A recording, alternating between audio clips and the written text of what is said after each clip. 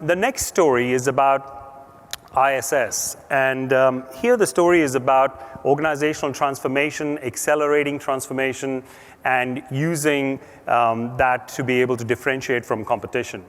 ISS is a global leader in facility services. They have 500,000 people in more than 50 countries, and they're providing a range of services to the top-notch clients in the world today. And those services range from facilities, cleaning, catering, to technical maintenance, to security, and a whole host of new services that they are thinking. We are working and partnering with ISS to be able to transform more than 25,000 buildings around the world. So please join me in welcoming Martin Gaarn Thomsen, the COO of ISS. Martin. Welcome. Thanks,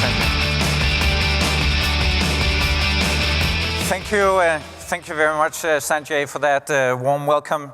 Appreciate that not a lot of you know about ISS, or let alone the facility management industry, but rightly so, as Sanjay said, we are a global leader within facility services, and that means really about delivering services that make your headquarters, your buildings, and your facilities work every day. So it's security, cleaning, support services, also like the front of house reception, technical and catering, and so on and so forth. What sets ISS apart from a lot of our global competitors is that we deliver these services either as single services, multi-services, or as truly integrated services. And again, what sets us apart is that we are self-delivering our services with my more than 500,000 colleagues around the world. That actually makes us able to go and find integrations and operational efficiencies between these 500,000 employees. But that is also really what today's session is about, is how we then applying technology to help us get some of these synergies out. As you can see here on the backdrop of the slide here is our global headquarter in Copenhagen in Denmark. And I'll take you through a little bit of a story or a journey, or take you back there just in the next few minutes, and show you how we are using this as our living laboratory to making technology meeting the services and our service staff at the site. So as I said, this is our global headquarter in Copenhagen. We're around 200 people there. And as the morning begins, and long before I wake up and go to the building itself wakes up. This is one of the most energy efficient buildings in the world, but it's also one of the most workplace efficient buildings in the world. So it's not just about energy savings, but also making the people efficient inside the building. And as I said, ISS is delivering a number of facility services, but we don't really organize around our services anymore. We organize around you and how you, as the employees of the building, experience how we meet our services. And this is how we optimize each of these touch points to create an effective and smooth working day. Also optimizing technology. So let's try to look at one of these touch points. One of these touch points is, of course, can be, for example, when you arrive at the building, making and creating a better user experience, both for employees, guests, and other users of the building. Also, long before they meet our first employees, ISS. And Matthias here is one of our clients. We know he drives a hybrid car because he's been there before. We also know what his favorite coffee is. So why don't make it a personalized service experience even before he enters the building and meets the first of my colleagues, which is typically a receptionist. As Matthias or other employees enter the building, it is here we collect all kinds of data that can be used elsewhere in the building to anticipate the needs by knowing your personal references, but also using it to predict uses in the rest of the building, for instance, the people in the canteens. But it's also using technology to find the right meeting room, and also creating that experience from our host, Dunya here, meets Matthias for the first time. She will know who Matthias is even before she arrives into the reception. Really about a quick and effective service setup. That's also where we use sensors and technology, making the meetings productive and making them more pleasant. Also using sensors in around the building, which is passive to the users but active to us as service companies, to again going from changing the service setup from in the old days from programmed and planned to service on demand. For instance, only cleaning a floor when you need it. So it's about creating a better and more efficient way of delivering our services. Now, organizations around the world are challenged by the ineffective use of space. We know at this moment 50% of all desks globally are actually available. But at the same time, all of us know the experience of meeting, where is that meeting room I need now, that video conference or breakout room when you need it. So it's about freeing up capacity and allowing for better use of facilities.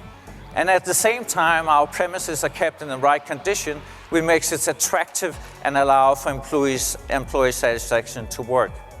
One of the things we're looking into right now is using speech recognition as an example in our concierge services to get the right personalized service during your meeting is something that we are looking into. Makes for the effective meetings and seamless integration and service support to cut out the inefficient middle management and the lag time. And at the same time, the building is of course collecting all of this data to improve the service experience also going forward. So the right service setup with the right supported technologies will make you more productive and focus on what you need to do in the meeting. For instance, using technology to do live translation from one language to another is something that we are looking into. The building and the service team is getting ready to clear the meeting room which Donja and Matthias is in and make it instantly available for the next meeting room. Again, this is increasingly important to make the meeting rooms efficient and available, or all the workplaces available for everyone who needs it at any given point of time.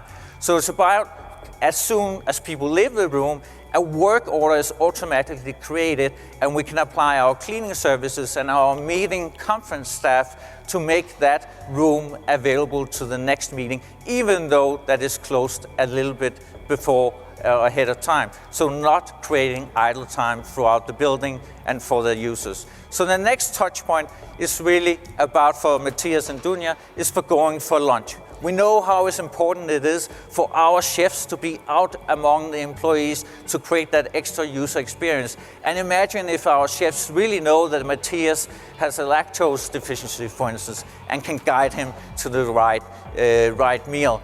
And again, at the same time, we have passive sensors in the background, making this room a better place to stay. Seamless communication and easy access to service is also important. Nudge and interact with our users where it makes sense. One of the most important touch points that drives employee satisfaction is actually the coffee touch point. Very, very important. I think you know what I mean. But it's also about making sure that the next employee gets the same experience. So is the coffee machine ready for the next cup of coffee? We are creating a lot of building-related data, also in regards to the people inside the building. So wearable tech, we heard about health and safety before, but also about health. But also defining personal priorities and settings. For instance, intelligent tables, personal climate zones, locating a desk where you need it and in the zone that you need it, and again, creating these personal experience at all times.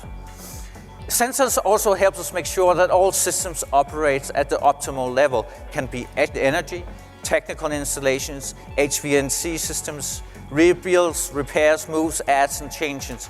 So it's really about temperature and climate zones, everything to make the workplace a better place. A key person in that is our facility manager here, a woman.